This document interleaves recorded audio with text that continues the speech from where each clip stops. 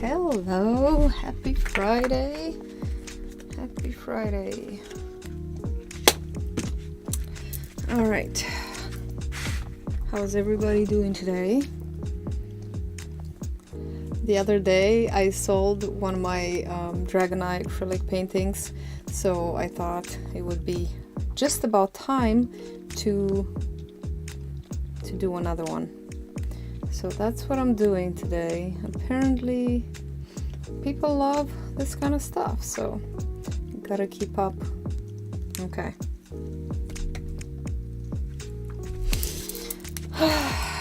I'm working on a 12 by 16 canvas. That huge eye that I started on a few weeks ago, I realized that it's just too big to work on it during the stream because of the amount of glare that I get. No matter what, I get glare on both sides, and it's really difficult to control the lighting. So I'm going to work on just a smaller canvas today. So I'm going to start by toning the canvas, which is a practice that I don't usually do. I know I should do it more often, and today I'm gonna do that. I'm gonna tone the canvas so that it gives it kind of a cohesive feel. I made a mixture of burnt umber, alizarin crimson, and cadmium yellow. I also added a touch of black to tone it down a little bit. But this just ensures that I've got full coverage, that I don't have any white canvas showing through. And hopefully I'll be able to see the design that I've painted underneath.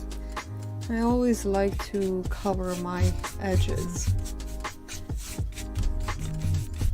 Although with this kind of easel, it's really difficult to get the edges. I generally do that. I have to take the canvas off to do that. Just nice and quickly, I'm covering everything. I'm using Golden Open Acrylics again. My love relationship with Golden Open. I actually had a dream last night about the stream. Apparently there were like 17 viewers and I hadn't even started working. I was just talking or something. I don't know, I was distracted. And I realized, oh my god, there's 17 people watching and I didn't even put my paints on my canvas, on my palette. See, some people rest while they're sleeping and other people continue to stress.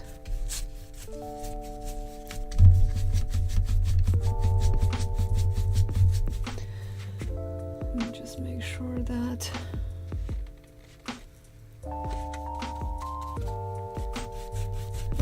I got some alizarin crimson there.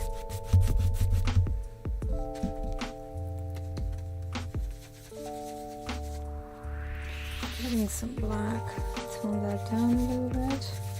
Oh, that's dark. Guess I could have just gone for the burnt umber. It's pretty much same thing.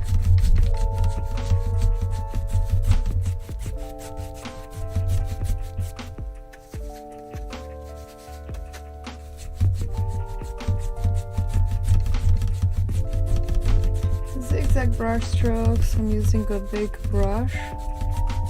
I'm letting just the tips caress the canvas, and that ensures that the tips will push the paint all the way inside the texture of the canvas. Ideally this should be dry by the time I start painting, but it's not, then that's okay.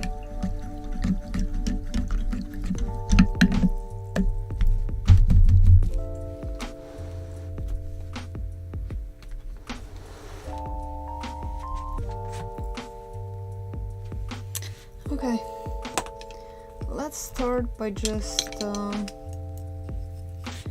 sketching in the design with some dark color. Always dip the brush into the water before dipping in the color. I'm getting some black, burnt umber. Let's get some blue too. I want this to be a bluish but brownish kind of color palette.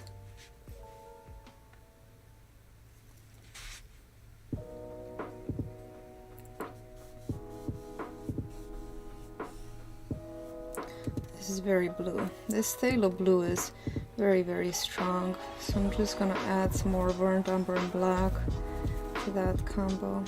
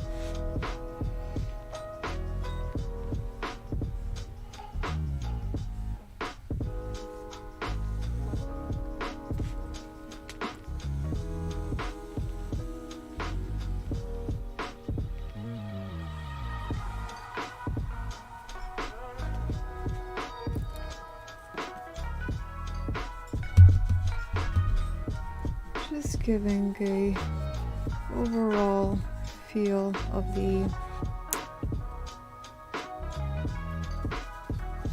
composition.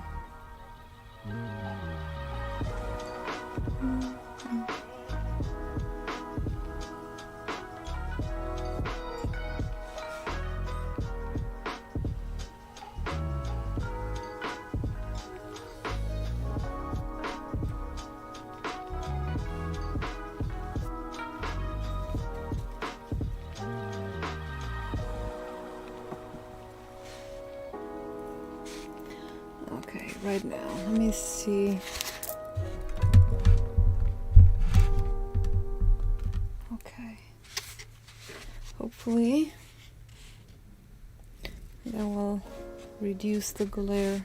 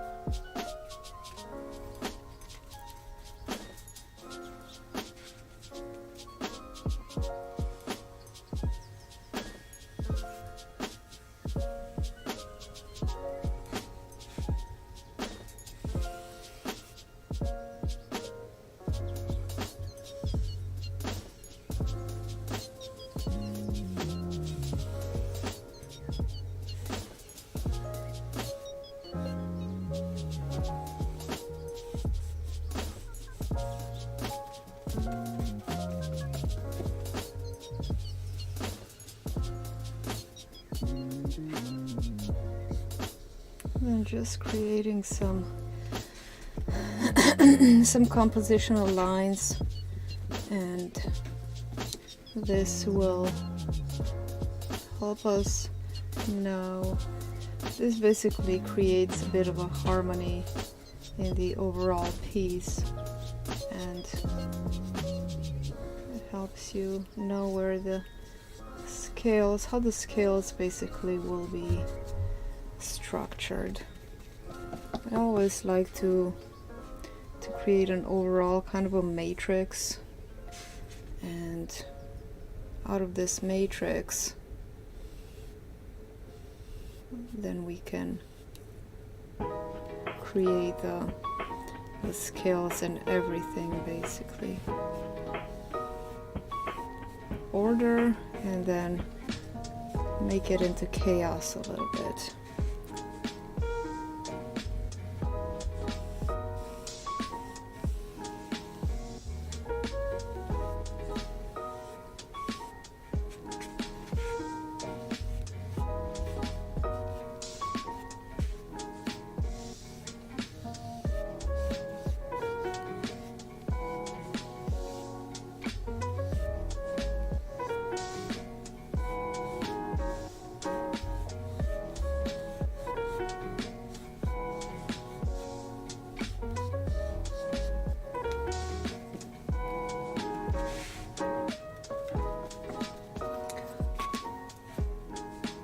Got a severe thunderstorm watch out of nowhere, just out of nowhere.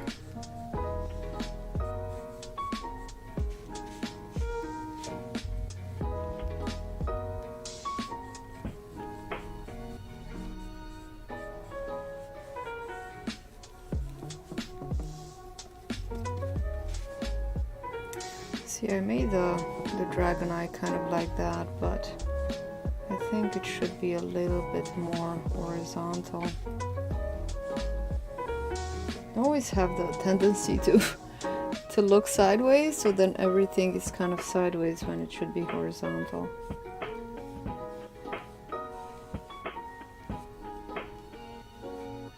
I want the eye to look as if it's just hanging from the top. Wow, did you hear that?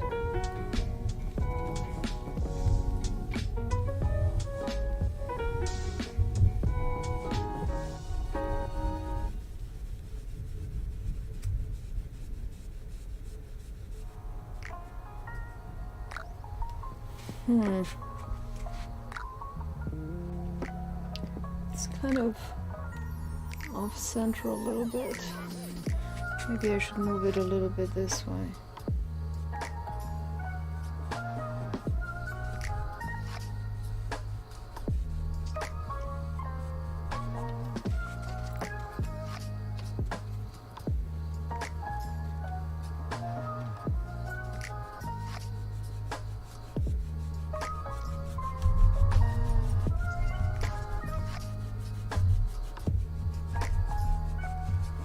Creating that shadow, just created by the the eyelid and the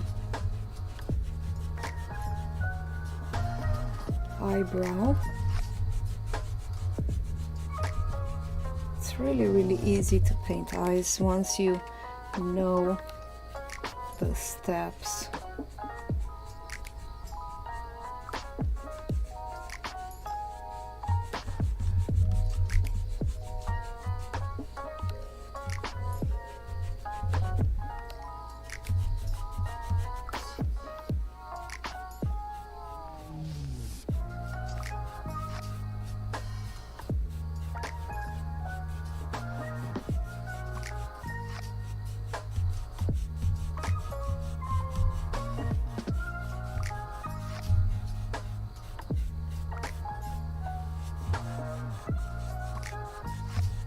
Right now I'm not using a whole lot of paint on my paintbrush. My paintbrush is fairly free of paint, well, the tip anyway. I guess I'll bend it more when I and I want to leave off more paint.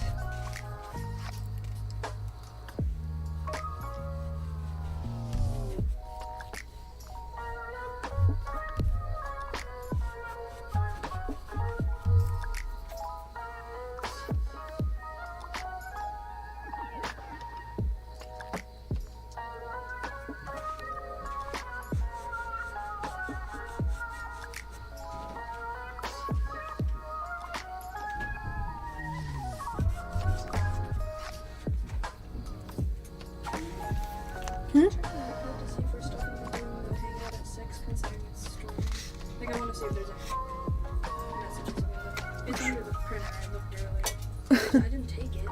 Okay.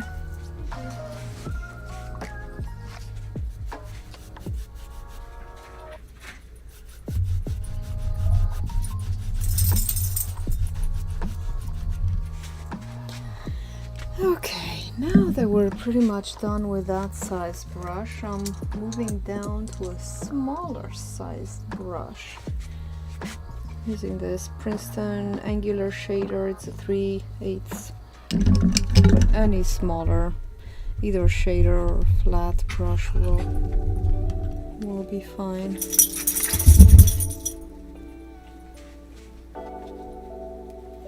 Just black and burnt umber. Let me put a little bit of blue there too.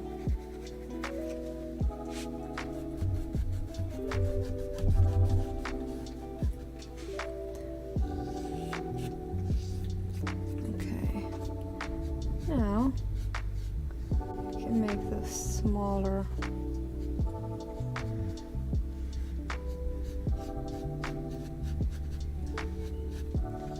Smaller kind of scales.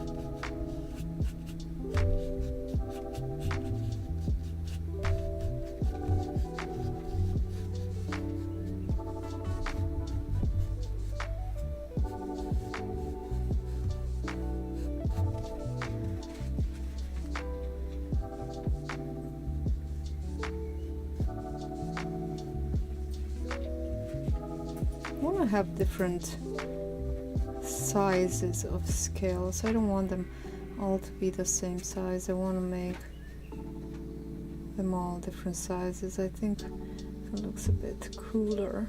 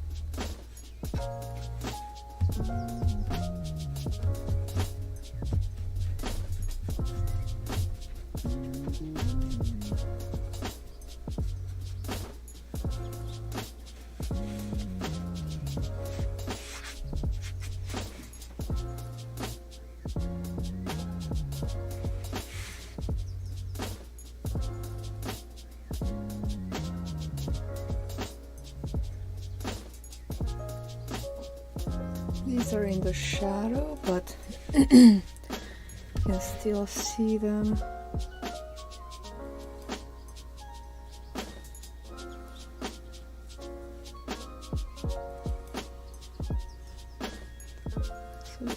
kind of like doing those lines, and then maybe I could go the other way.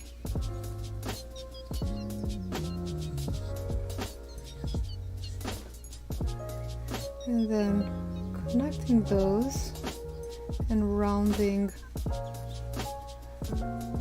the edges, the corners.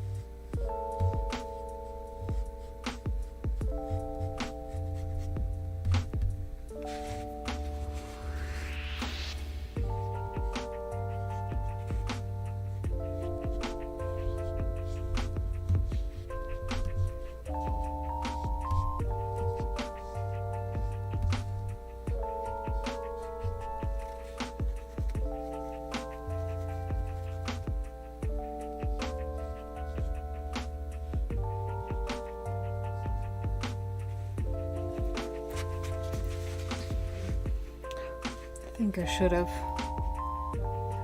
darkened this a little bit.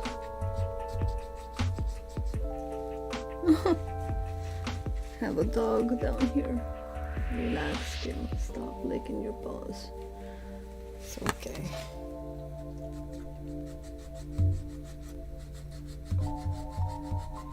Yeah, let's put this eyebrow in the shadow.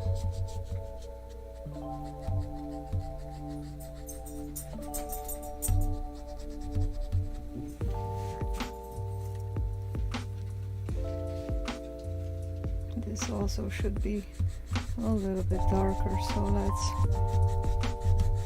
darken this a little bit.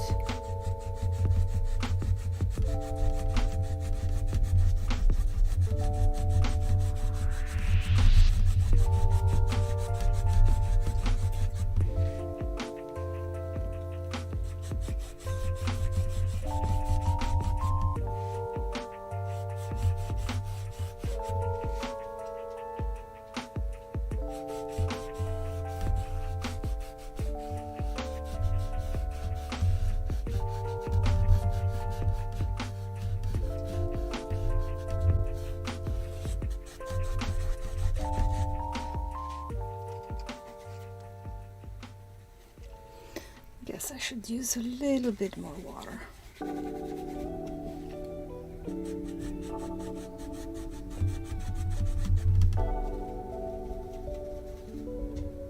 Maybe start adding in a little bit of color.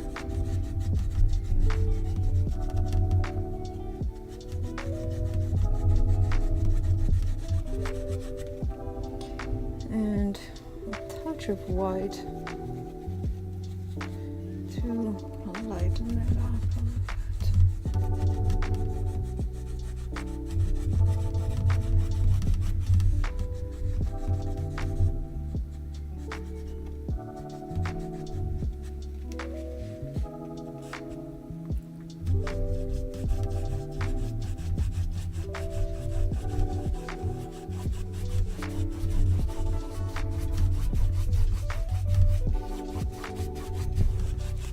So I'm enlarging this crease line because there's shadow on both sides. And I don't want that line to be too sharp. Just softening.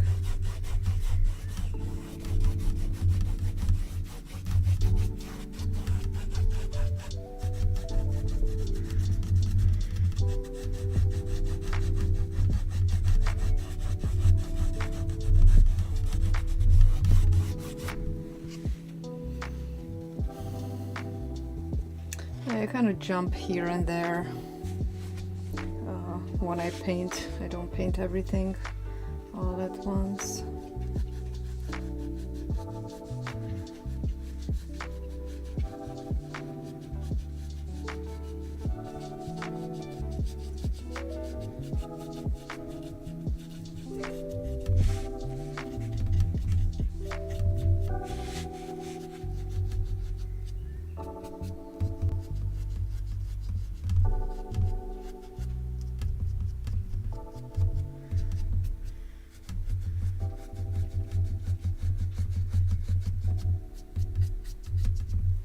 Just imagining that these,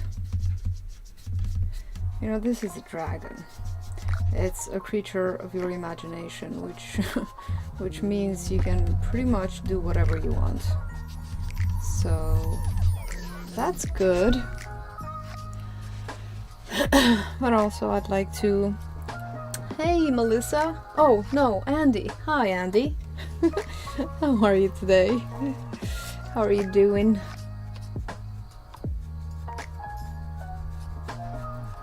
But also, yeah, you have the power to do whatever you want. So you can imagine these scales to be flat or rounded or whatever.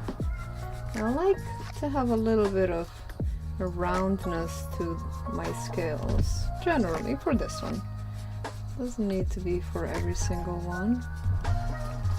And I'm basically still just sketching in the planning phase because I'm not putting down too much paint. I just want to establish the overall look, and then I'll go in with the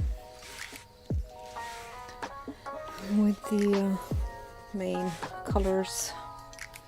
I'm good. I'm good. Can't complain. And if I would, what good would that do? Life is good. It's really dark outside. We woke up this morning, it was all sunny and chirpy, and all of a sudden in the past half an hour it just started getting really dark, and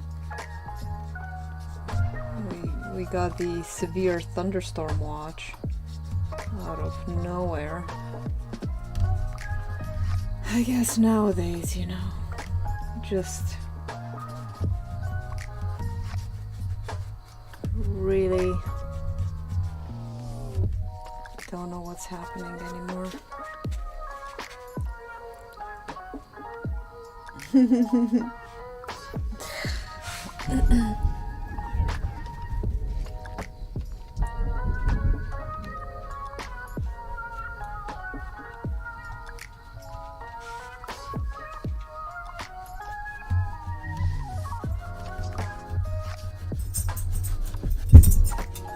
Oh, it's okay, Stanley. Go upstairs, buddy. Go upstairs. It's thundering and my dog is scared. It's alright. Just go upstairs.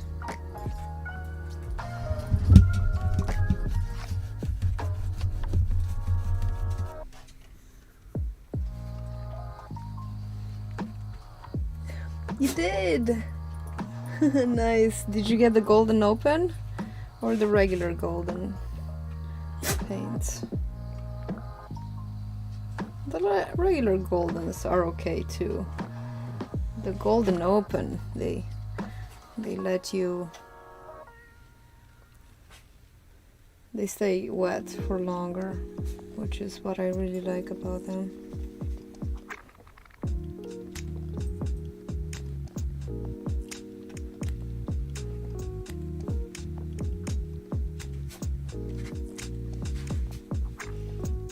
Yeah, open. The old dog doesn't really care. The young one will get used to it.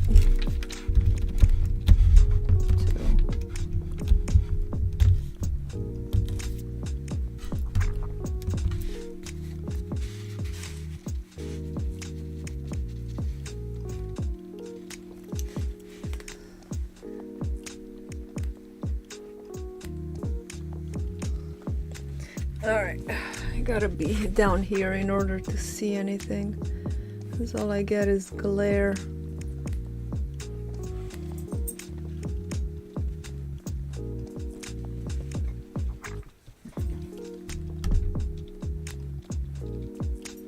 Do you mainly work with acrylics, Andy?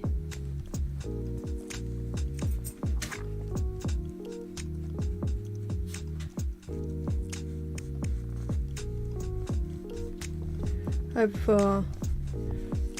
worked with oils for the past couple of months, and they really helped me understand how much I love acrylics.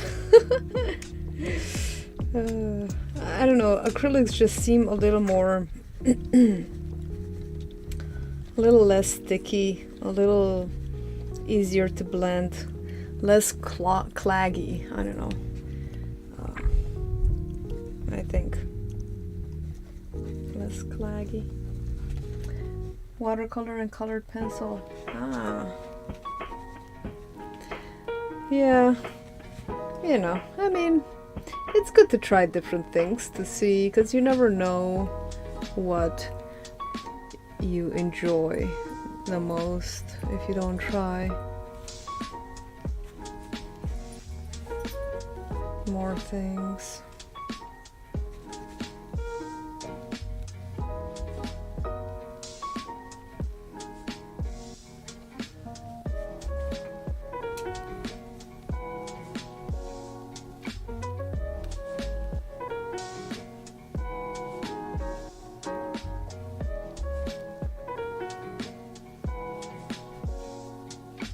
I tried colored pencil.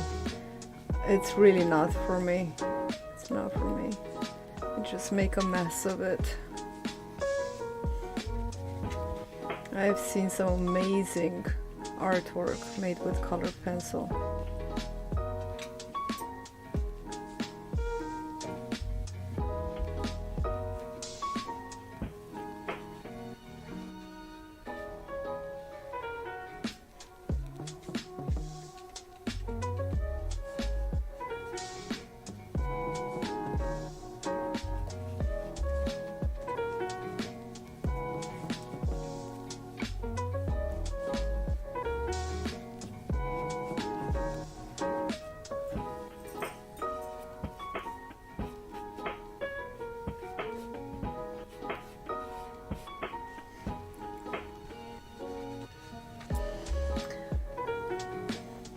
A chalkboard and colored chalk. Bob Ross. Oh. Yeah. Yeah. I also tried watercolor. It's difficult. Watercolor is difficult. You don't. Oh, it's gonna be a huge thunder soon. You don't have a lot of room for error with watercolor. Ooh, my. Did you hear that?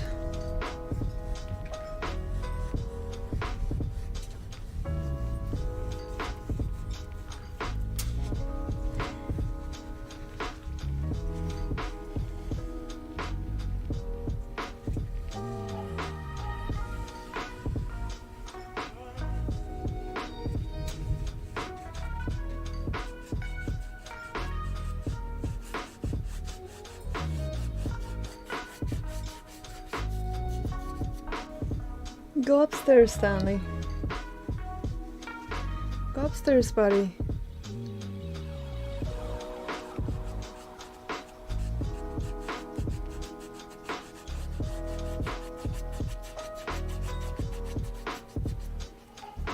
I gotta say, I don't know why I don't tone every canvas like this. This is just so much better than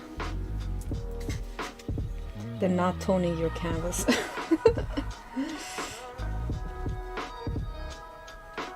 The thing is, I forget to tone my canvas.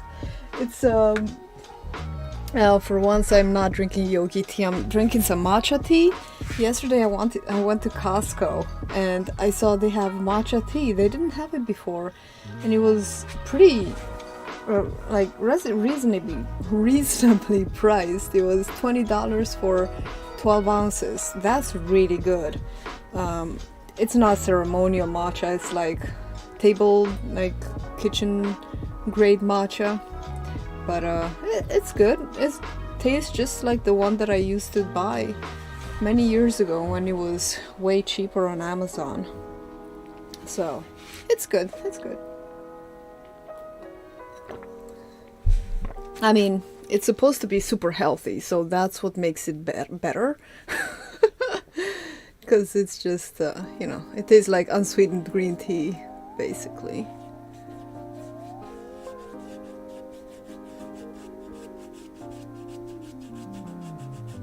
But I don't need to sweeten it, which is good,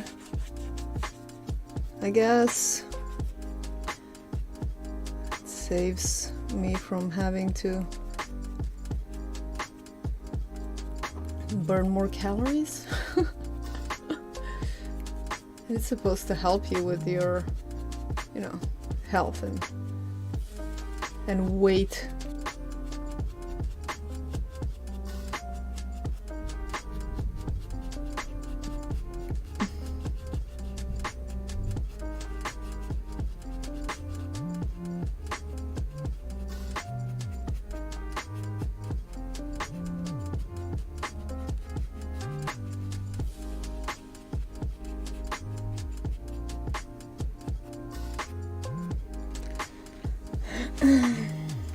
Oolong. Yeah, it's good to switch things up. Yeah, honey, that's what I add generally. Dandelion tea, that's good. It's good for detoxing. Man, it's dandelion root, right? I used to dig up my own dandelion root in my yard, but I haven't done it lately.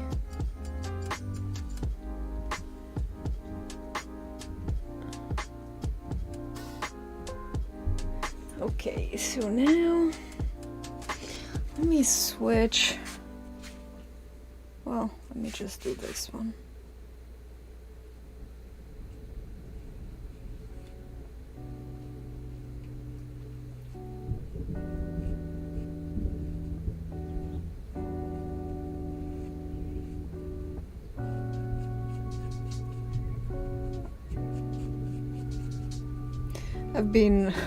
I've been listening. I don't know if you know of Bobby Parrish. He does all these healthy videos, like hauls from stores. He goes to Costco and Aldi and all sorts of stores, and he gives you tips on what to buy, you know, clean foods and all sorts of stuff.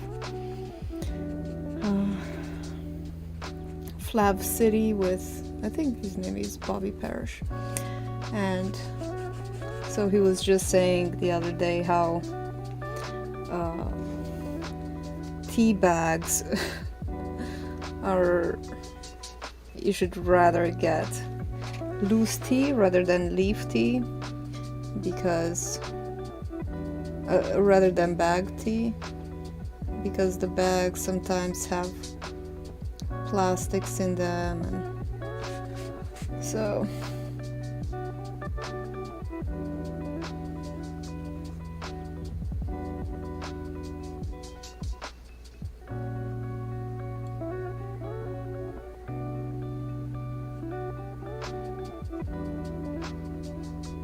I want to make this layer a little more free form.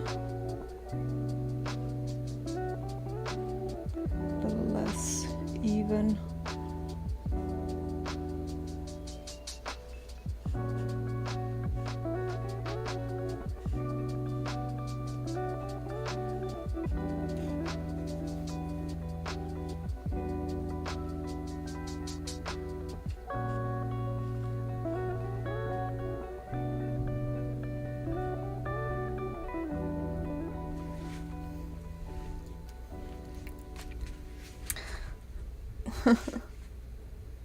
Your Korean friend, she's mentioning to get it. Dandelion root, yeah. 3.5 acres. Wow, that's heavenly. Yeah, infusers.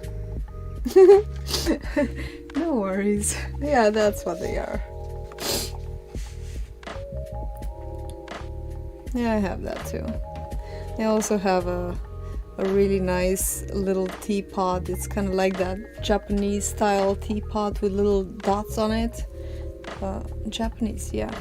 The black made of cast iron, and it has a strainer in it.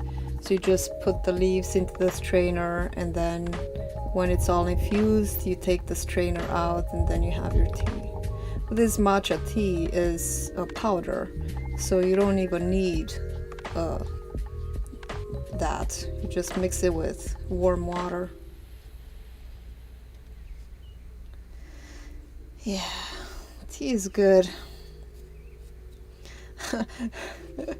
Today a very funny title popped into my Google News feed.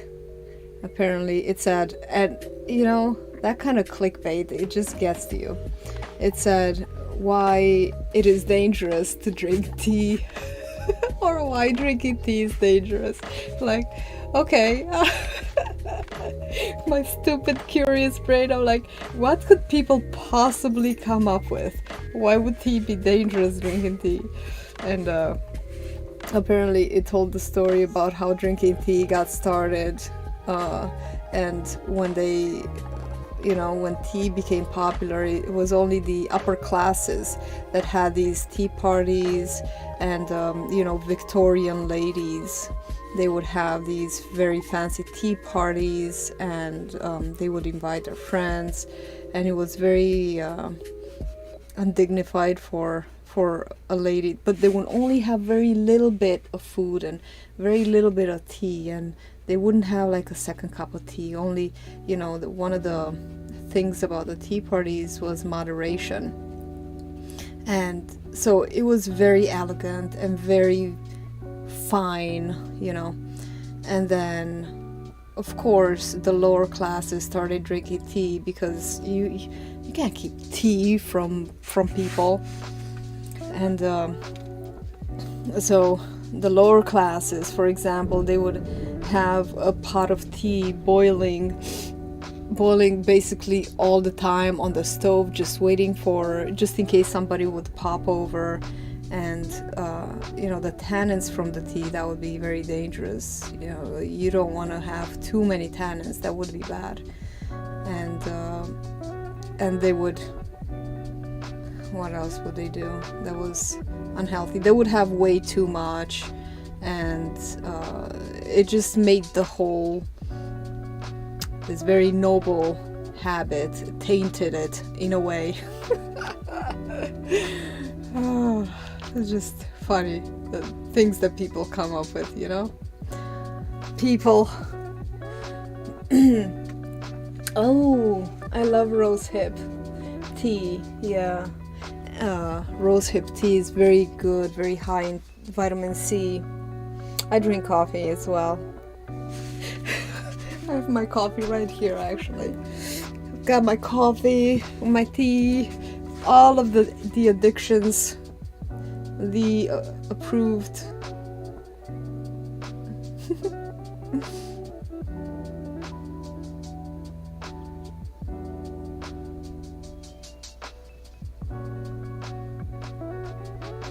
Could be worse, it could be worse.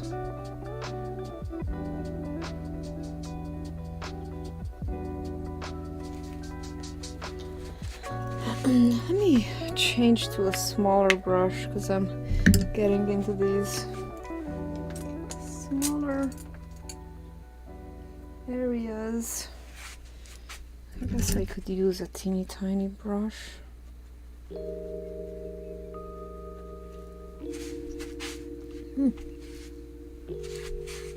could probably sit down.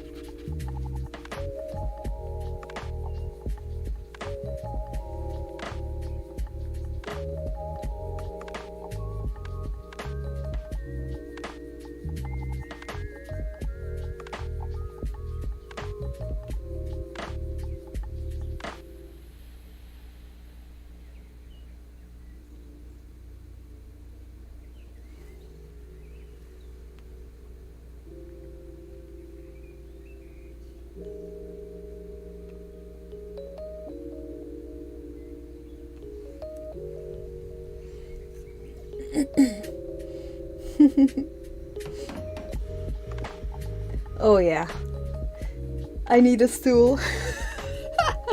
I was thinking about getting my chair.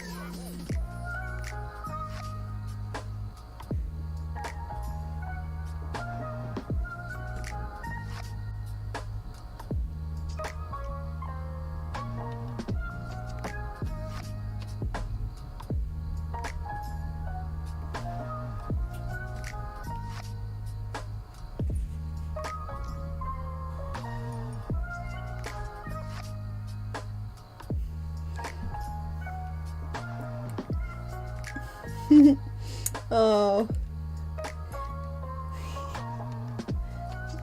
Oh, how cute. Congratulations.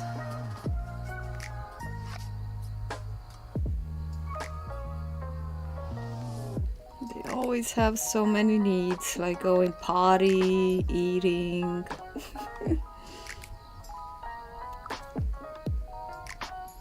It's good, it keeps us going out into nature.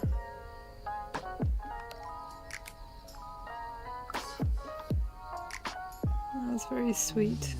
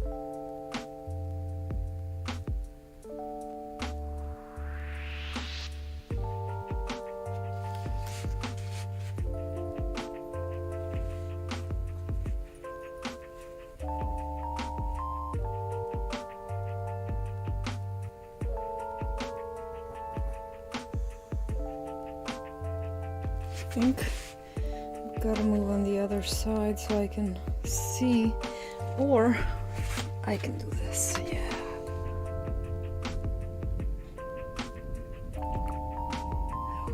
What we do for our art, we kneel, we do anything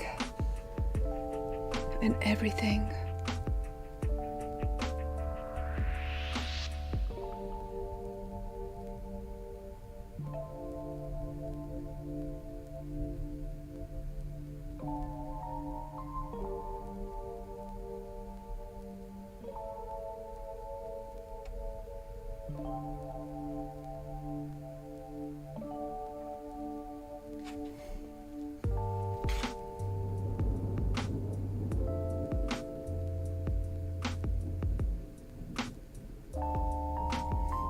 This is actually kind of serene. The thunderstorm brewing in the background and the music. It's really pleasant. As long as we don't lose power. The major commodity here.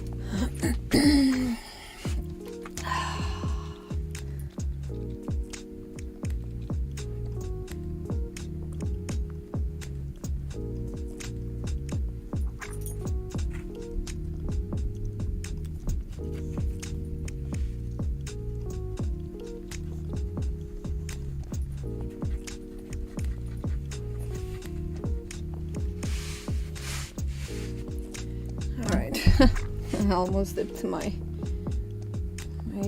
brush into my tea. Oh, the color really drained out of this. It's a lot more colorful than in reality. I mean, it's a lot more kind of orangey reddish color. It's interesting. Right, actually I know what I did wrong with this part here and the ones in the light. Dinese! Hi! Hey, how are you doing?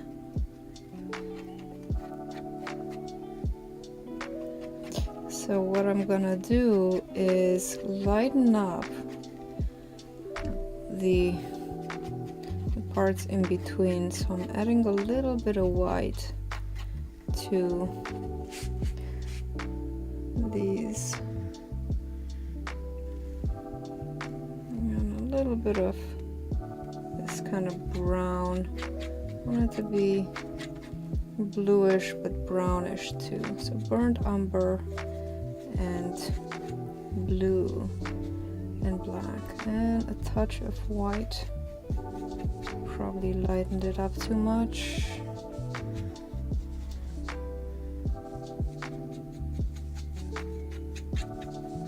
How are you doing, Denise? What are you up to? What are you cooking good? Hi, Andy.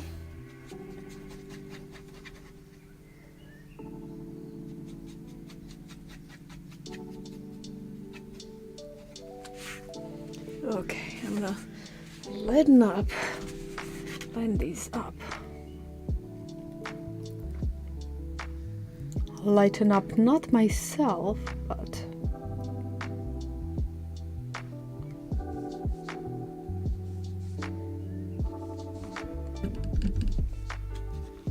more burnt umber actually.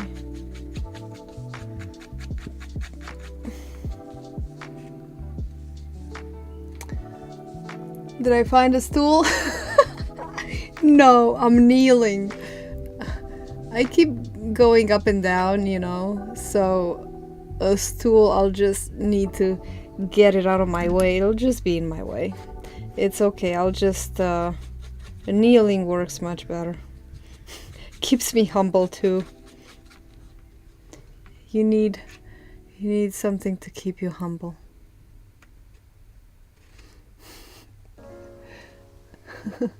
That's good, Inez.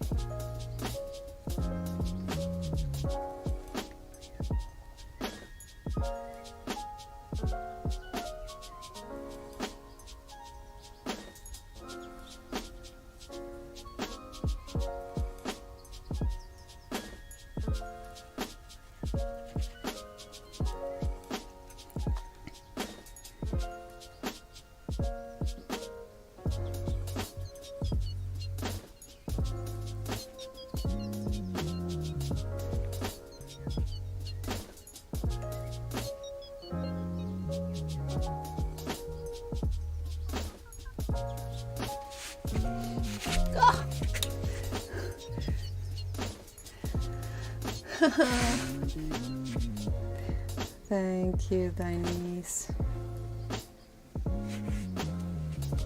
I see your work in Discord every now and then when I go there.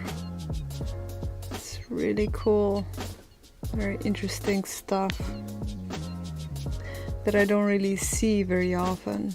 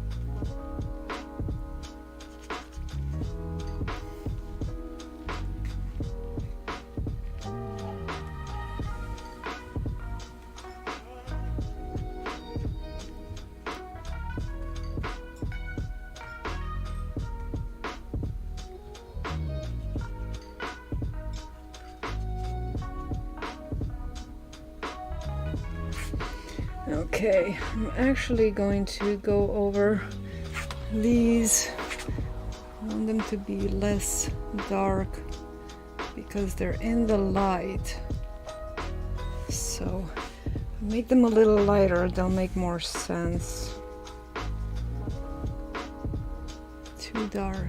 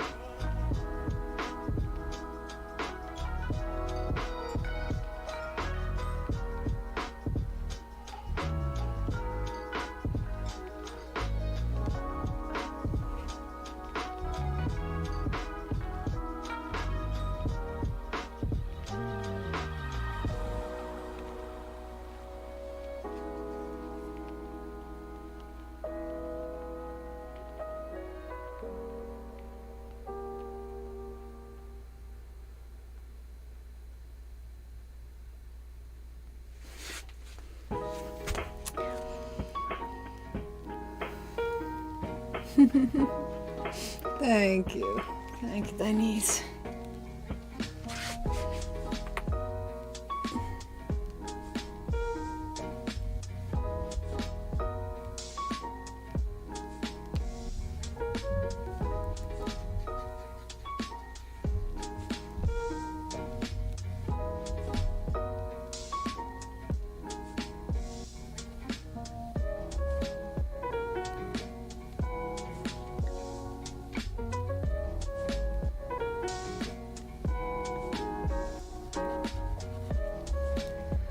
Lighten up these a little bit.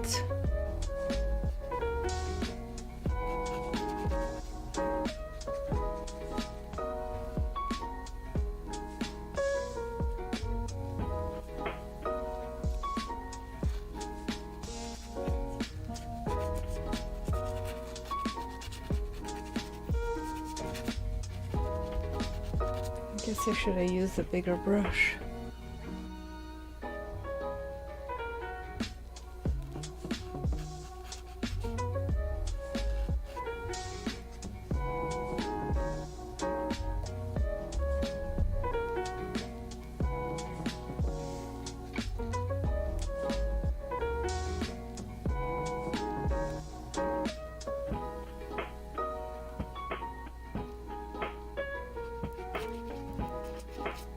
This phase always looks a little bit messy, a little bit dirty, but it's just the first layer, and that is the reason why. As I work on it and add another layer, it'll clean up really nicely.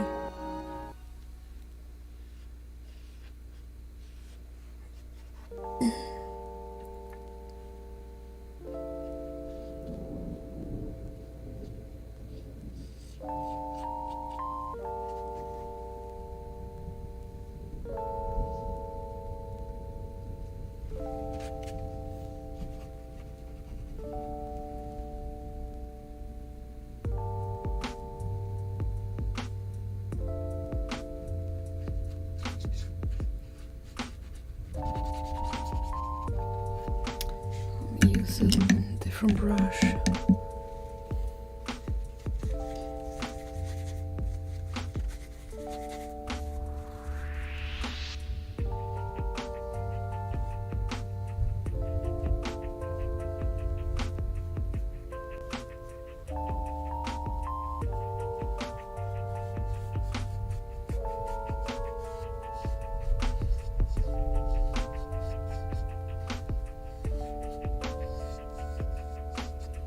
Alright, so now I can start adding some color.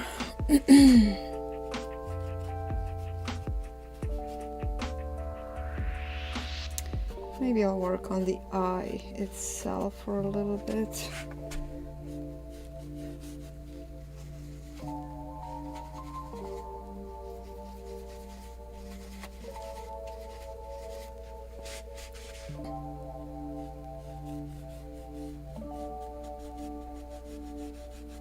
I want it to be bluish on the sides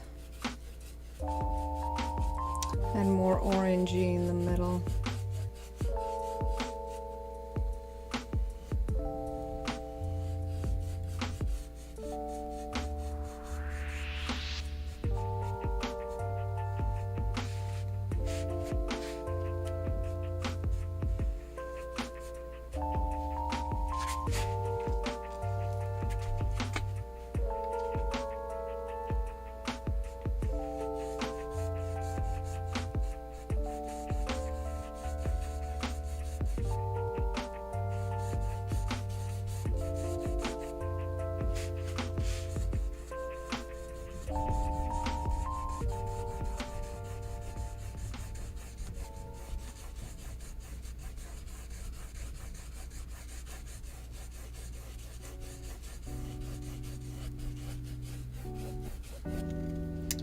And then let's start adding some white, and I'm adding a touch more blue.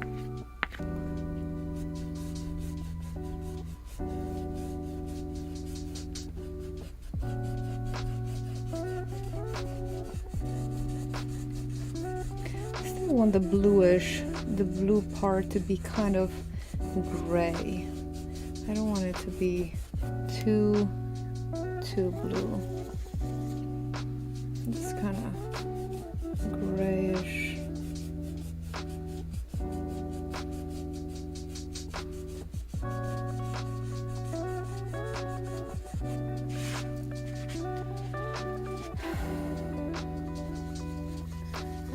Keep adding white.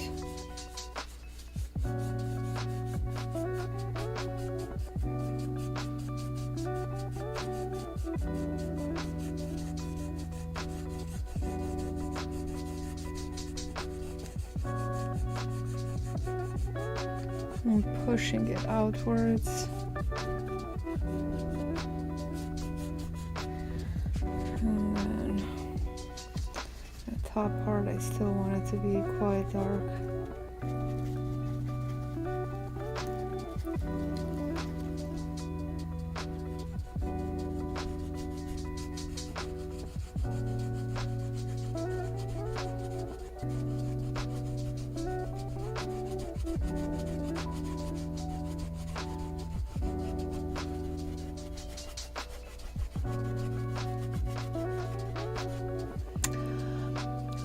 The dry time,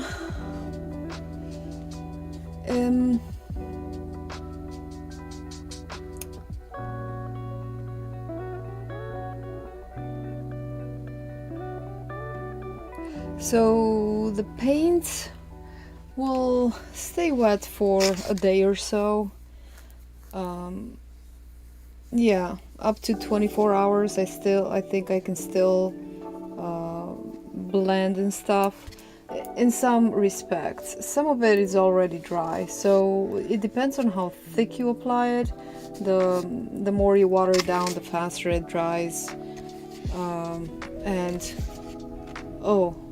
the paint on my palette, so I can put it either in a stay wet palette and it'll last for weeks. It really, if you put this paint in an hermetically closed palette, it'll keep for weeks.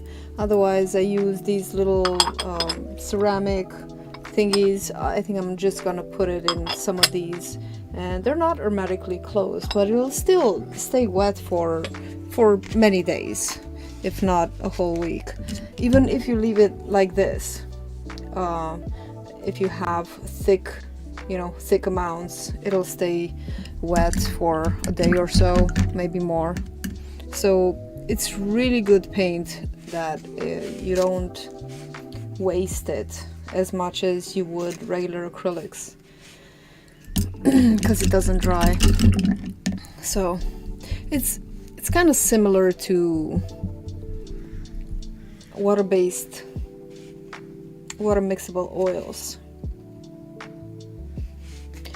So let me add a bit more white and start adding, I think, a little bit of this orangey mixture. So I want to grab the blue and white, add the orangey mixture, and I want this kind of like a buffer in between the blue and the orange, so it doesn't make yellow greenish, so it doesn't mix nastily. More white.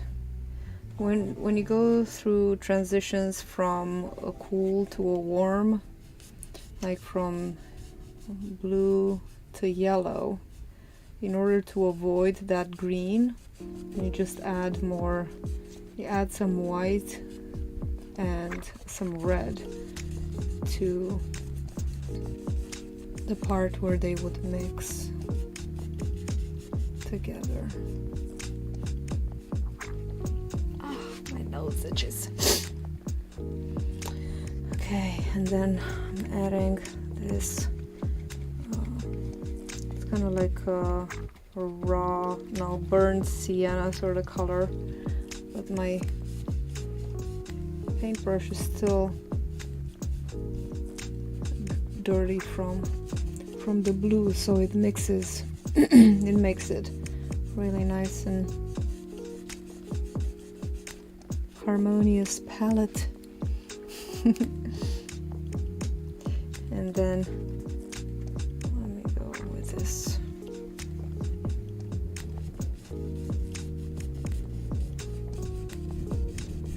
I hope that answered your question, Denise. See, this blue already dried, black already dried. So it depends. You can kind of control the paint on the canvas to dry faster or slower, depending on how much paint you put on and how diluted it was. The more diluted the paint, the faster it'll dry.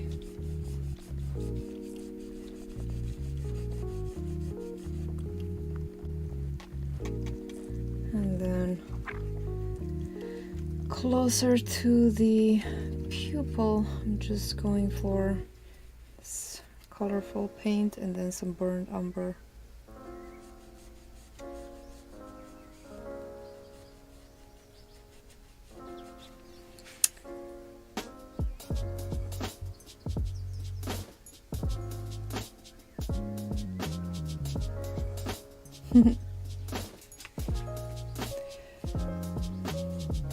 Yeah, because you think about how the colors,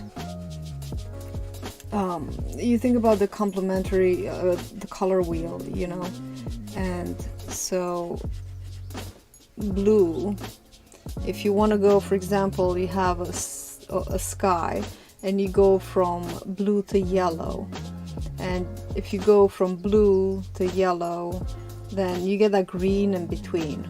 But in between the blue and yellow, it kind of gets lighter, the blue gets lighter, and then in order to not make green, well, red is the opposite of green, so you just add a little bit of red when you mix it with blue and yellow, and it kind of gives you a more, you know, a warm mixture that it's not green, basically.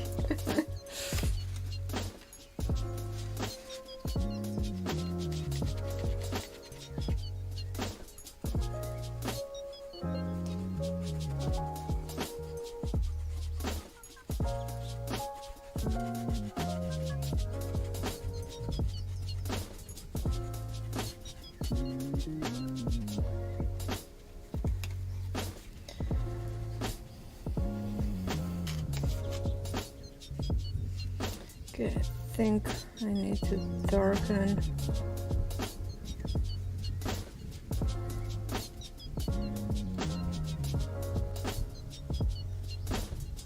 this here.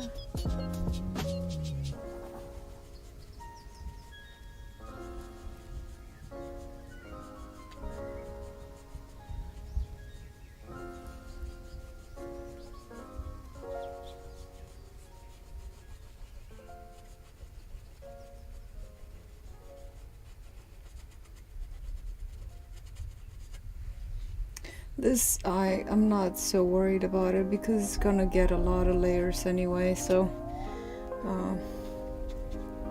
it's gonna get, all those details are gonna make it so that it doesn't really matter so much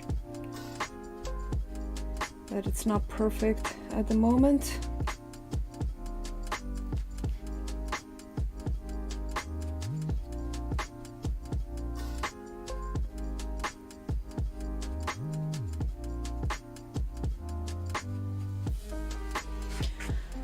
There we go. It's not bad.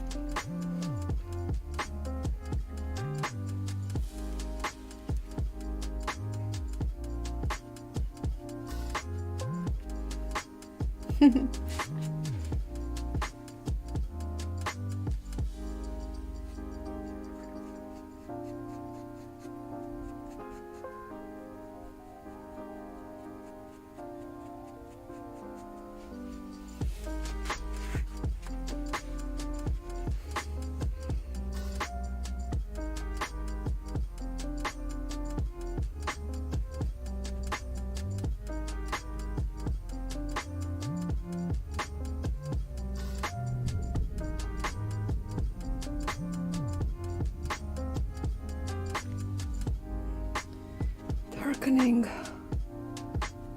top a little bit more.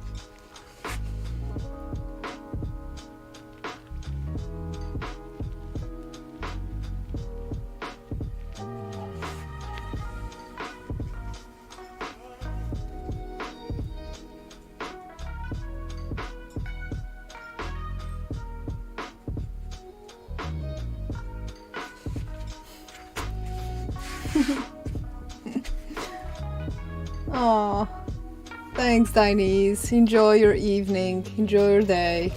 Mwah. Have a wonderful weekend. Thanks for stopping by. Thanks for stopping by. Gotta take care of our humans. I know that.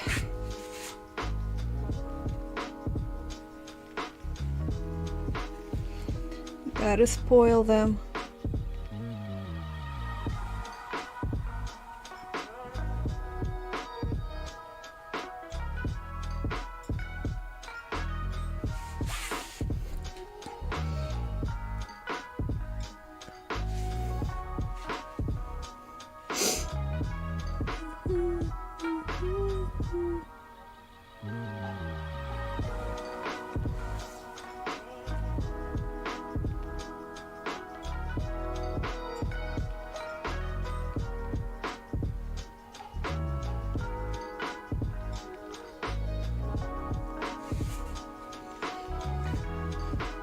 Alright.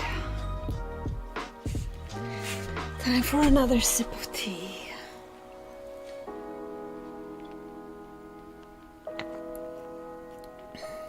This is starting to look pretty good.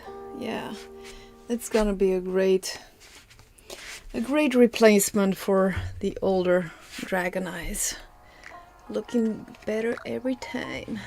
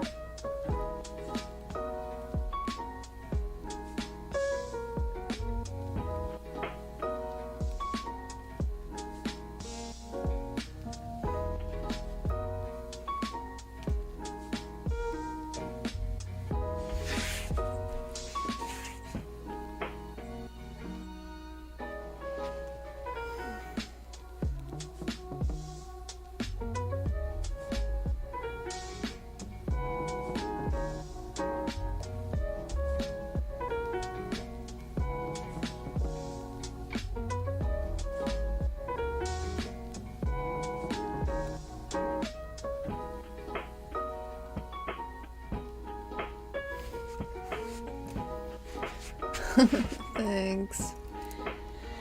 Thanks, Andy. Little bit by little bit.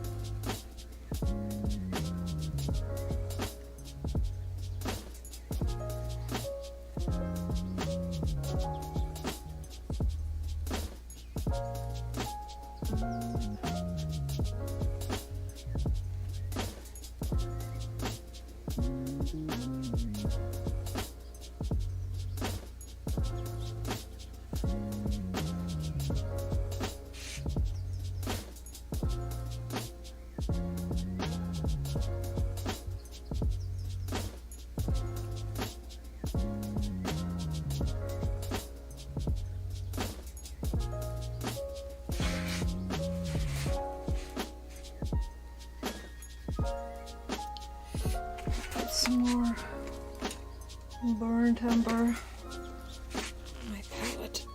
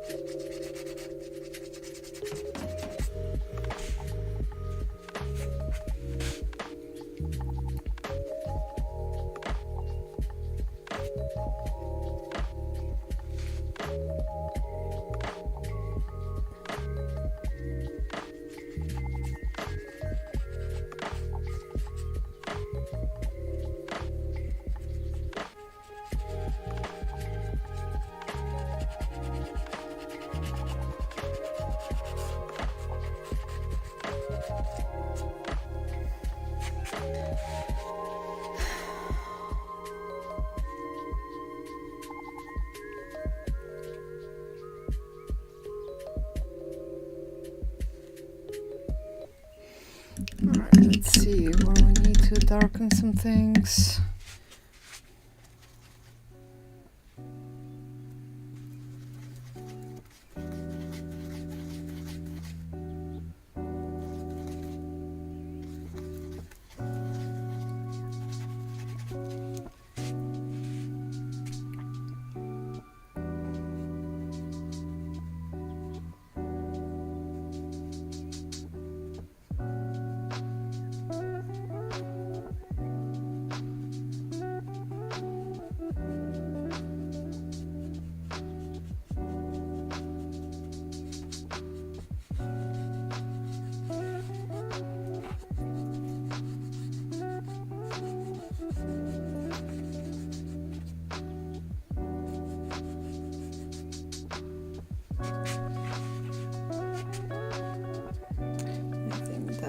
To get darkened a whole lot more right here. We need to have some areas where it's really difficult to see any sort of detail.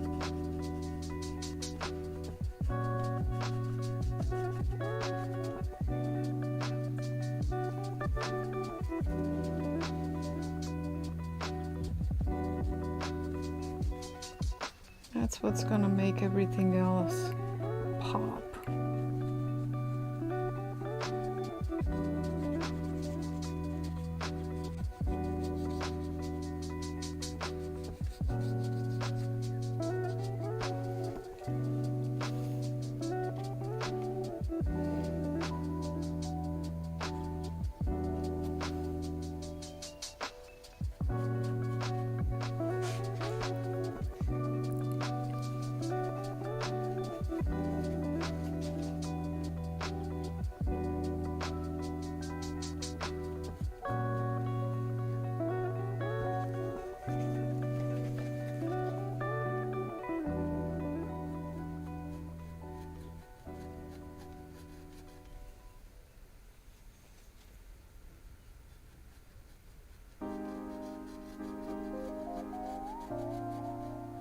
Yeah, I know, I just added all those details there and now I'm gonna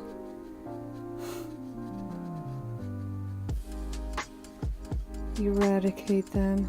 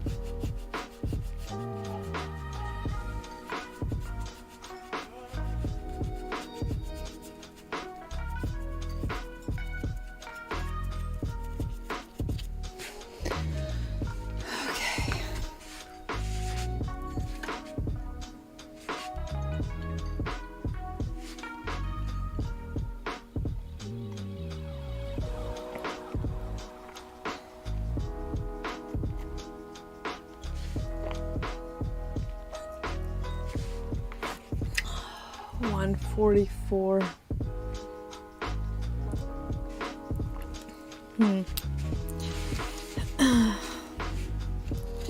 Alright, I guess I can start with the color. I guess I could start with the color. Let me mix some yellow, alizarin crimson. Let's see what this makes.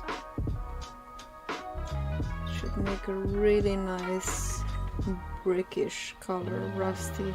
That's really nice. And then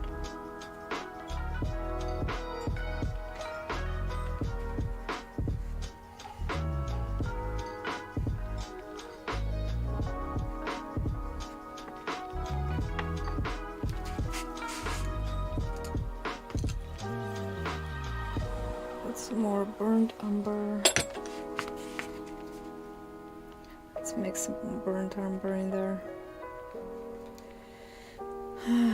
Mixing colors, mixing paint with a paintbrush. Not a very wholesome practice.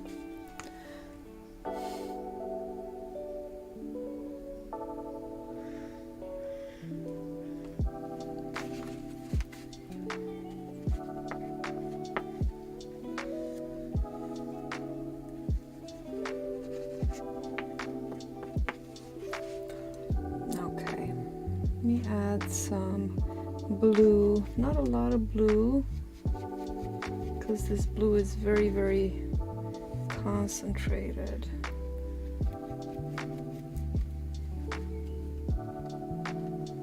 Maybe I'll just mix it here.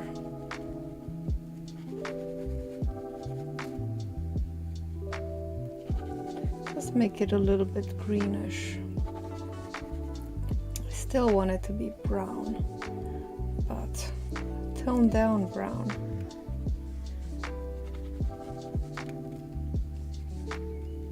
Maybe I'll just add some black.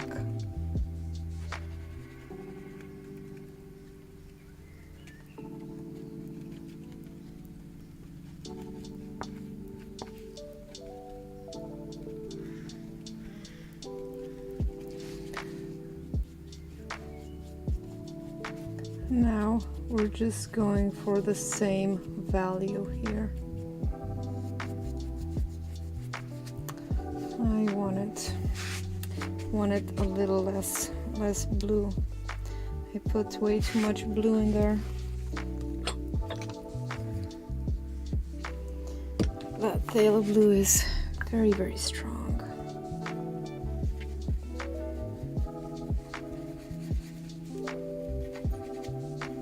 But I do want it to be a bit desaturated.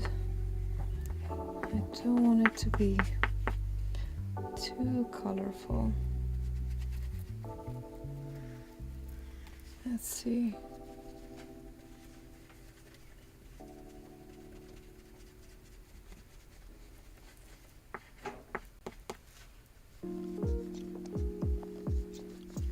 Let's add some white.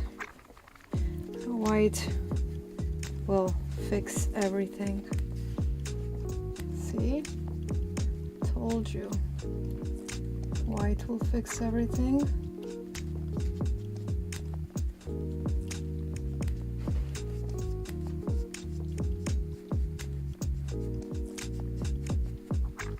Now, adding more white as we go down.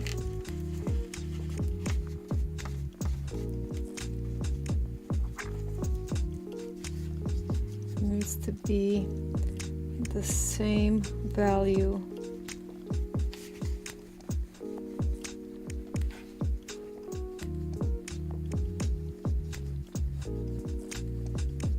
I just want to make it more opaque. A bit more white and more color, I guess. Because if I just add white, it's just gonna become chalky, and I do want some color in there. Just don't want it to be too much. It's a very fine line.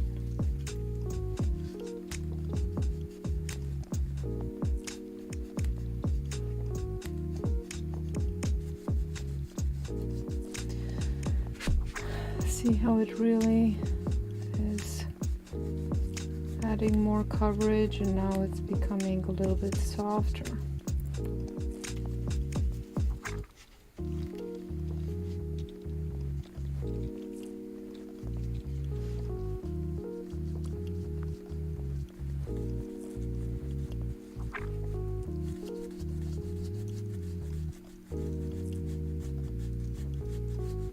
I guess it doesn't have to be that bright, because then we're gonna add more highlights, but just the overall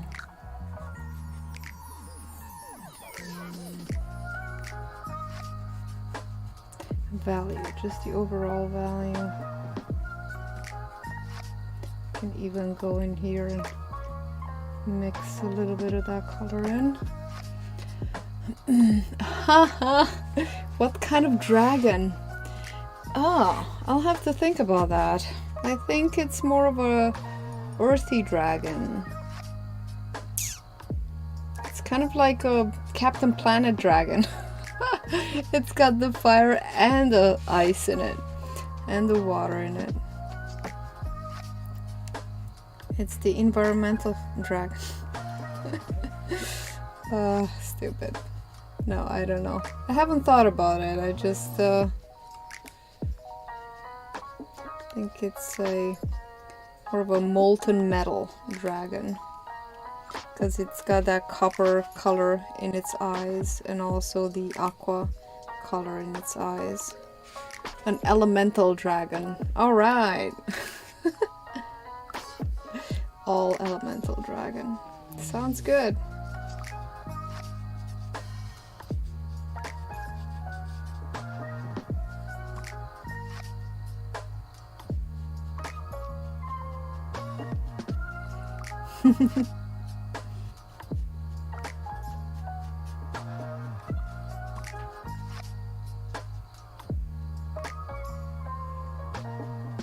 Should make him steampunk. He's a steampunk dragon.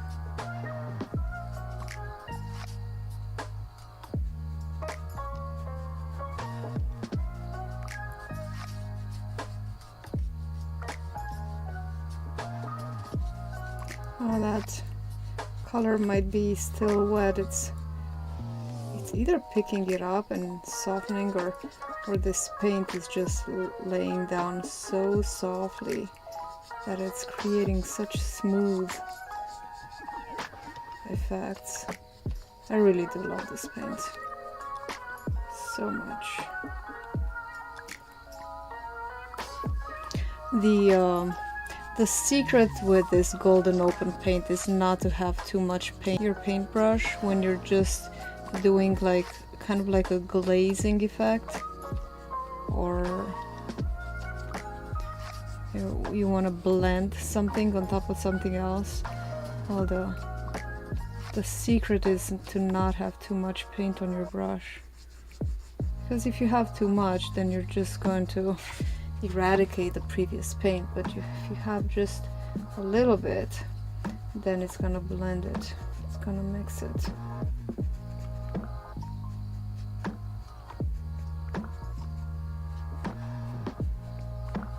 See, I haven't reloaded. I'm still using the same. It's barely leaving anything behind, but it's still mixing and softening.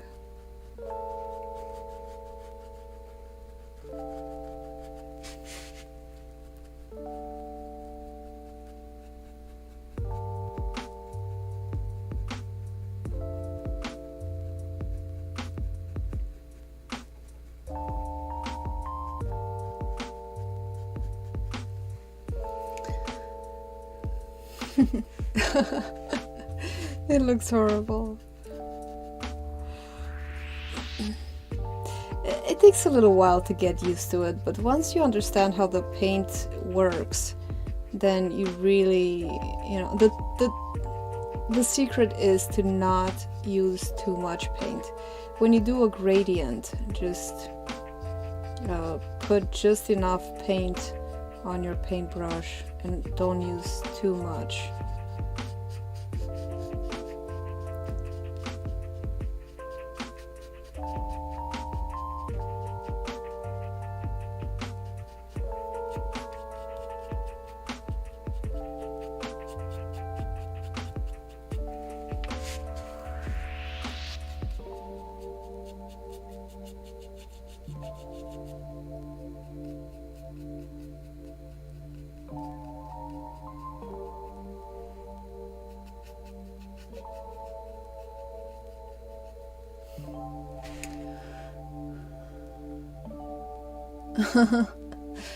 On vellum. I don't know. I don't think I've ever used vellum.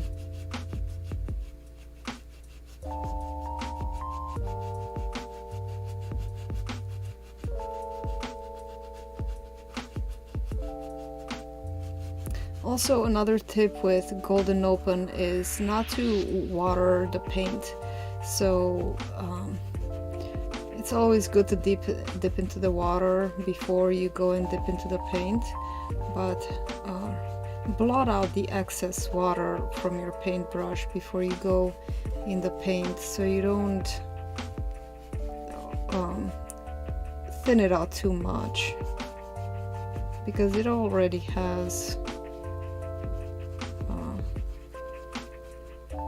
enough of those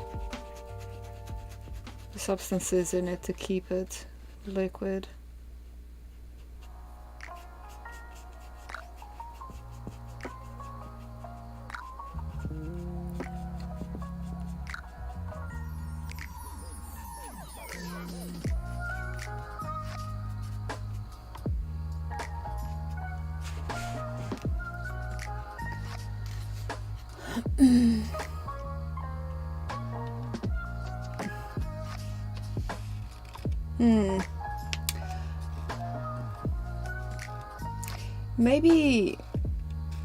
Maybe you need to gesso to prime the canvas before, you know.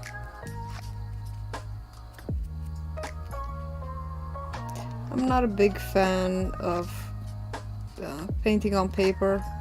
I prefer painting on a canvas or on canvas board. But just because the paper, I think it always needs to be primed, and that's just another hassle, another thing to do. You know, when I go to paint, I just want to get painting, unless you prime a whole bunch of canvases, a whole bunch of papers in advance, and then you have them ready to go.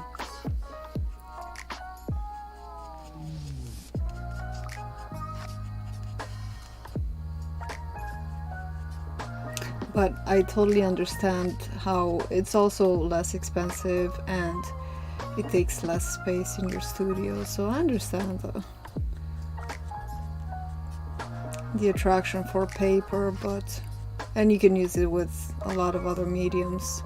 But for acrylic, if you're mainly an acrylic artist, I think either canvas or canvas board or wood, although wood also needs to be primed.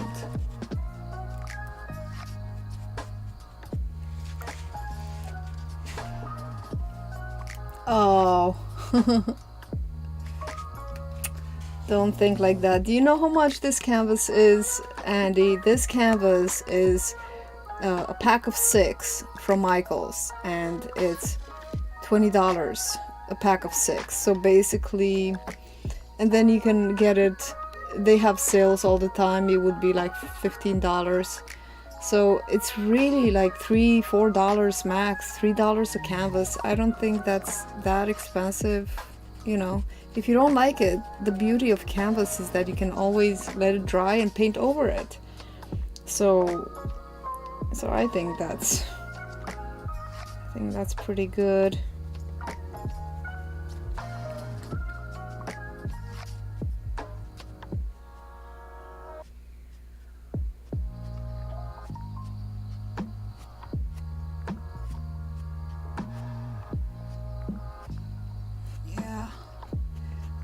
Yeah, feeling too precious with art supplies or with anything can be so detrimental to the playful spirit. And and canvas boards.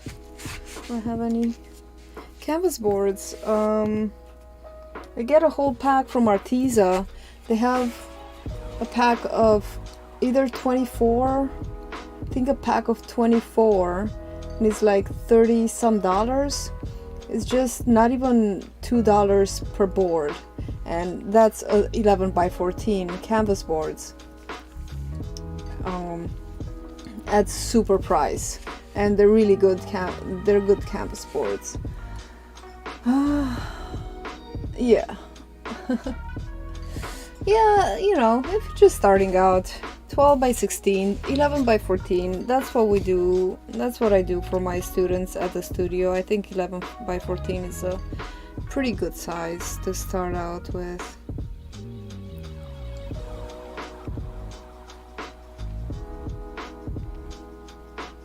And yeah, canvas boards are not that, you know, precious feeling like a canvas. And they stack neatly, and they don't take a lot of space, which is what I really like about them.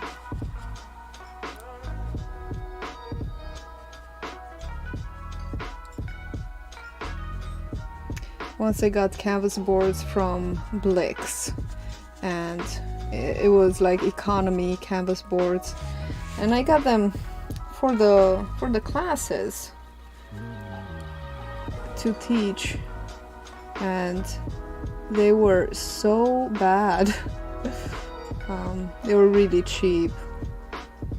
They're like $1 a board, but they had so many of them had imperfections, and I would have been okay with a couple of them having a minor imperfection or so, but nearly half of them were either warped, or they had little bubbles on them, like little bumps, and I sent them back.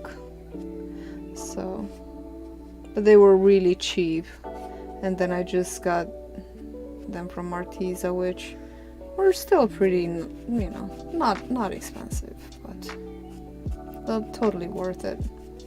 I think you can get them from Amazon too. Fredericks is a good brand.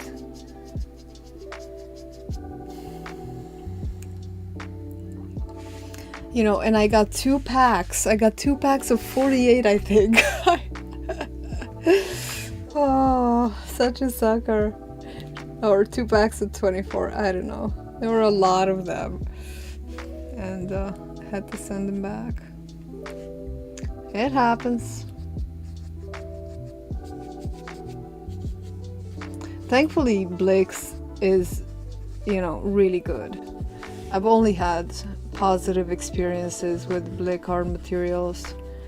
I've ordered so much paint from them, and you know, a lot of times one of the paints would come damaged, or you know, it would pop open, it would slightly spill inside the box, and I would send a picture and send them a message, and they would immediately, you know, send out a new paint for me without me having to pay or anything.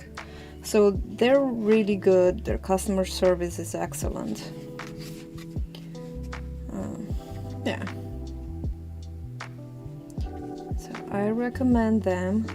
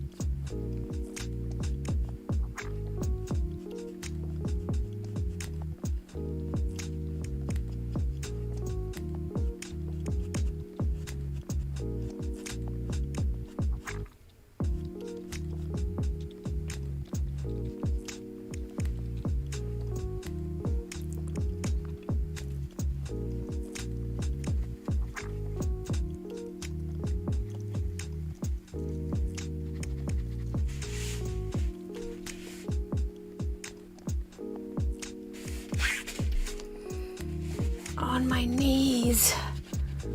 Painting on my knees. What I do for art.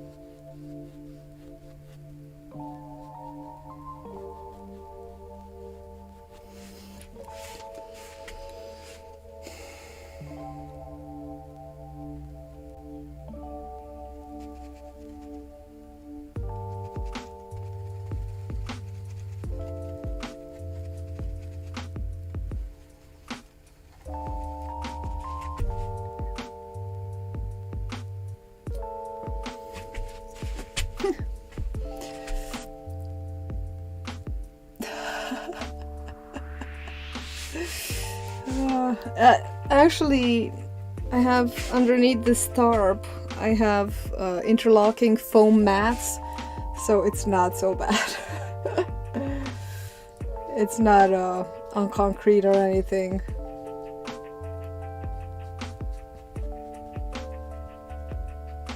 It's pretty soft.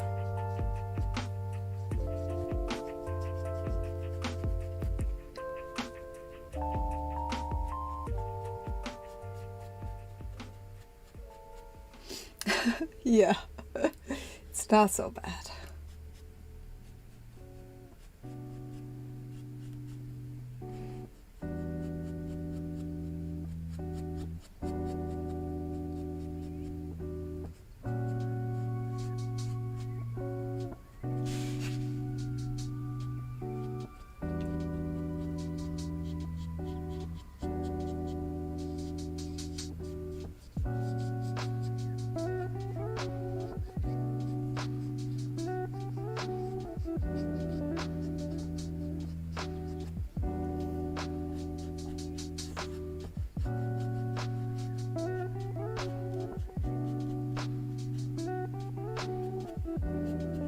So I added some blue and white to this warm color to make these shapes that are kind of in the shadow a little bit.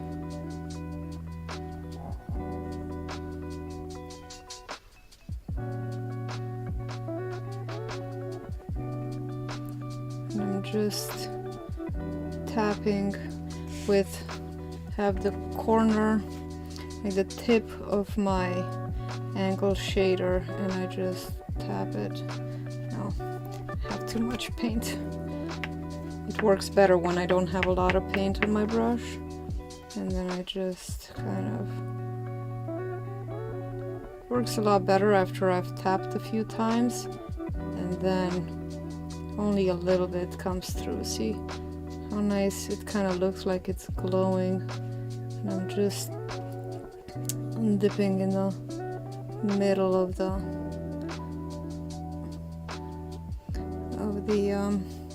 scale. And here where they're in the shadow, only a very little bit. Now you know this is one of the many layers. I'm gonna keep going back and forth and adjusting and adding more color, taking less color, you know. It's the more layers you add, the more you can refine everything. So sometimes it's not that it looks awful, it's just that it's not finished. And it is true that a work of art goes through ugly phases, for sure. It looks bad a whole lot longer before it looks good. Although some artists can do a work of art and can make it look great at every stage. But it takes a special kind of genius to do that. A special kind of person with inner knowledge, you know, like, or outer knowledge, I don't know. More knowledge. More knowledge than me.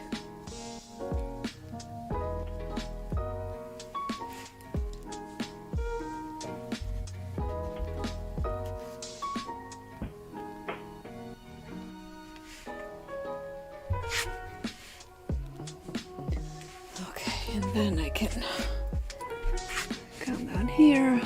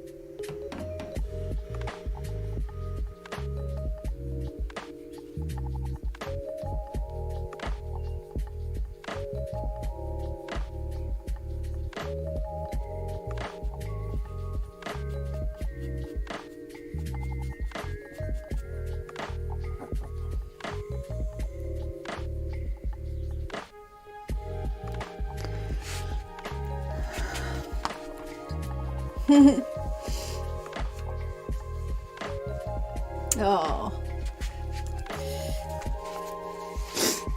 Thanks so much, Andy. It looks like my face cam just died. Let me just restart it.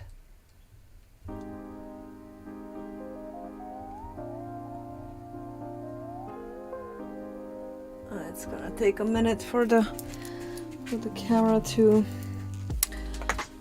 what's it called, turn back on. What time is it? 2:16. Just a little bit more, and I'll do a little bit more before I'm completely spent.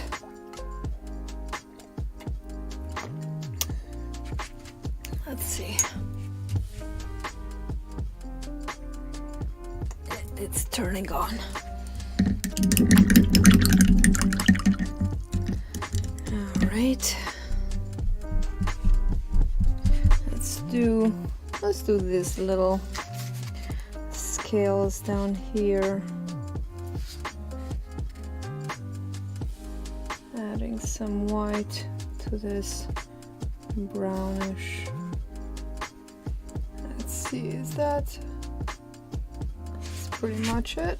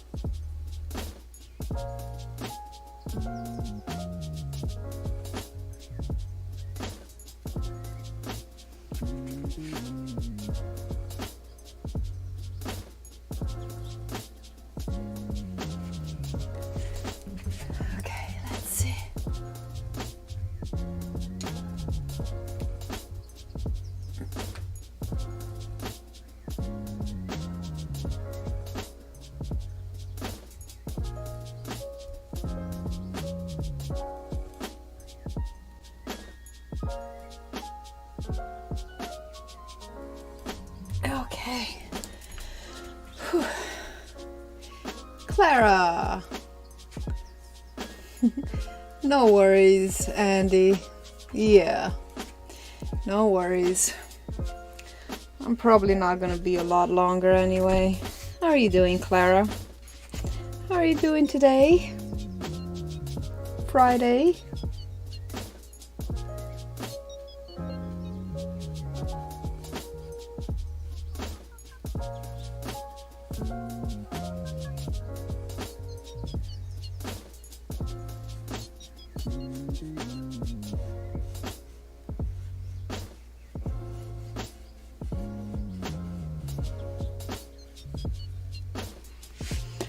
That's good.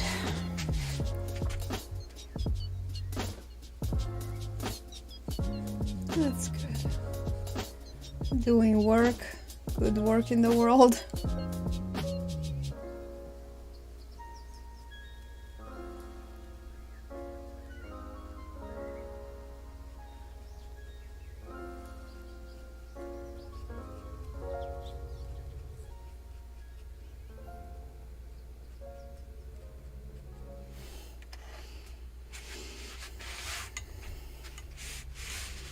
Feeling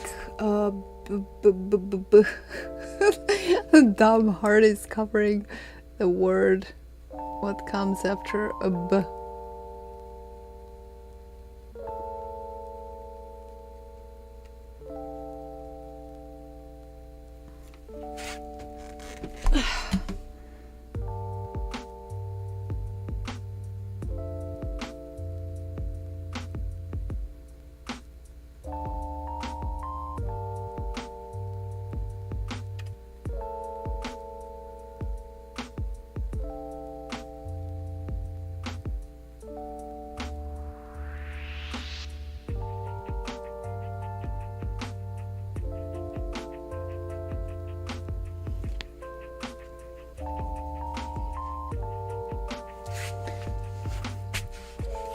A bit lazy.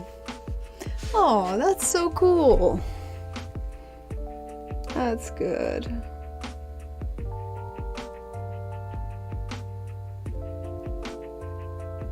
Always good to have visiting friends.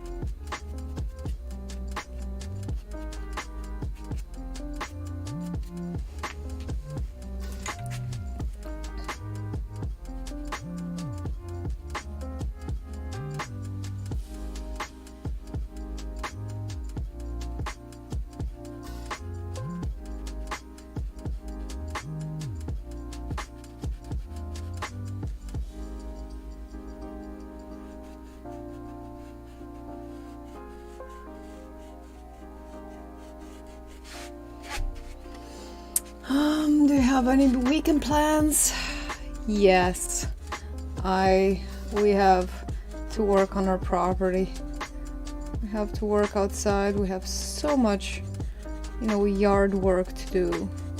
So that's pretty much. And then my husband's getting out of a lease with his car, so he needs to clean it up and get it prepared for to give it away, to submit the car. He really wants to get a Mini Cooper, so right now he's got a Honda Civic. He's been leasing it for like 2 years or so, and He's very excited to get out of that piece.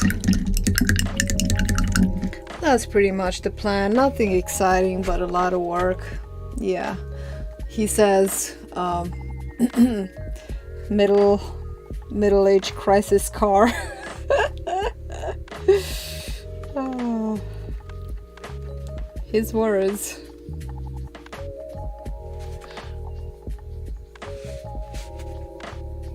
But, you know, to be honest, he's been wanting a Mini Cooper for so long. You know, it's not like an impulse buy. He's really been wanting a Mini Cooper for so long.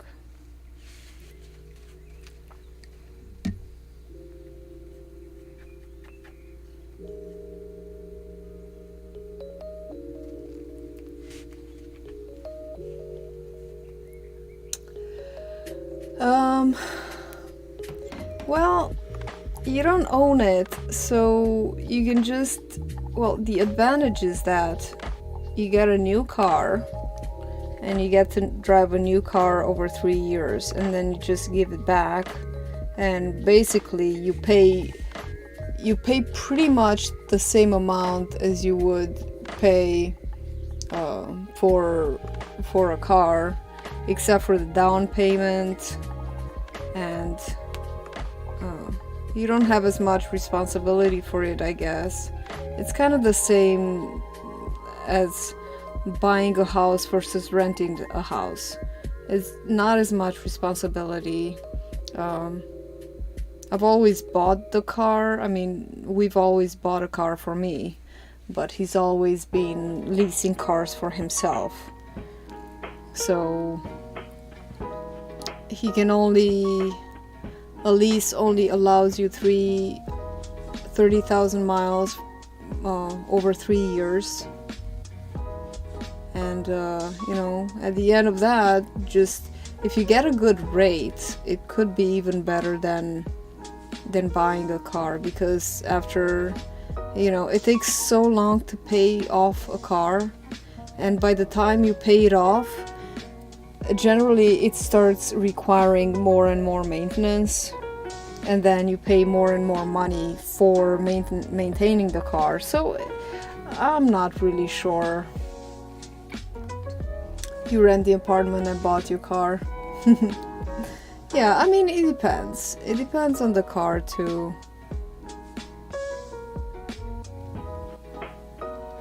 We bought our house. We are paying a mortgage, and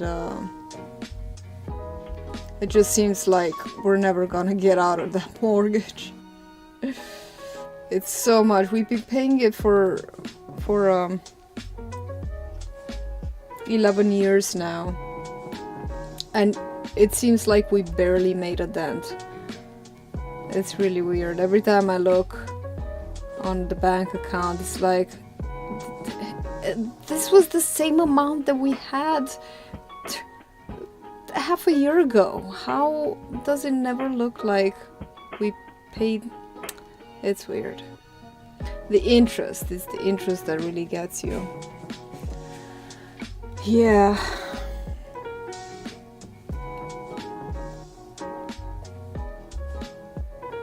And you really gotta pay it every month. I mean, you know, it's the same for every rate. It's a rate with interest.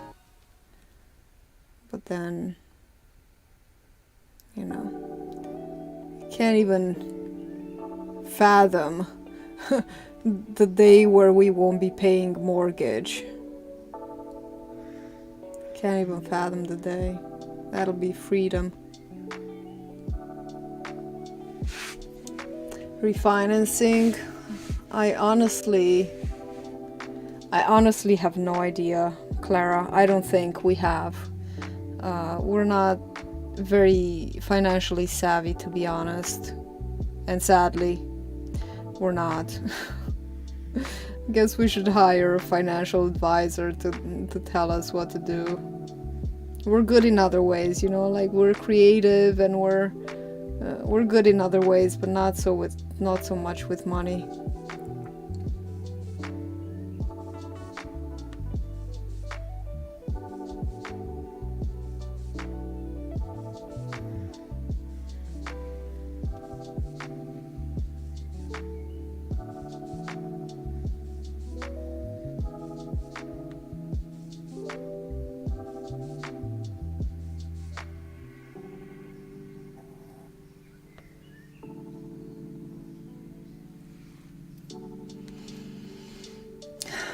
Yeah, probably. Probably.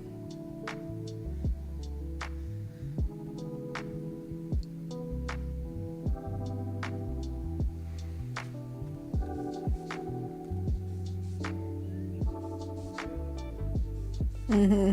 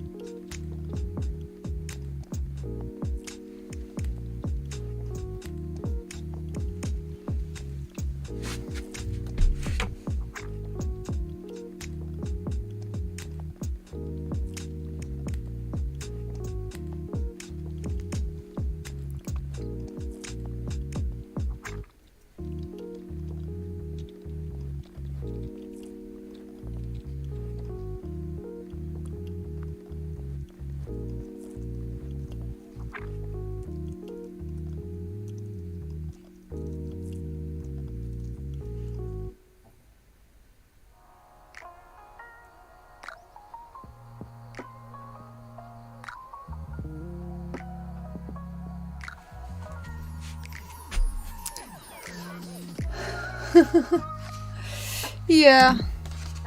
Well, it's a process. Oh. Well, thanks for stopping by, Clara. I appreciate it. Have a wonderful weekend. I think I'm gonna stop it here because it's been like 2.5 hours since I've been doing this. I need a little break. I'm not as, strong like Lewis to keep going for hours and hours and hours. And now it's sunny. It was thunderstorming when I started. It was a severe thunderstorm watch. Yeah, very nice. I'll do some more work on this, but I'm really liking where it's going. I'm really liking where the depth and the dimension that I've managed to capture this time. I think it's way better than the one that this one is replacing, so here's hoping I can sell this one too. Alright, Clara and Andy, if you're still around, have a wonderful weekend, guys. And thank you for hanging out. Let me see if I can get out with all these cables. Bye.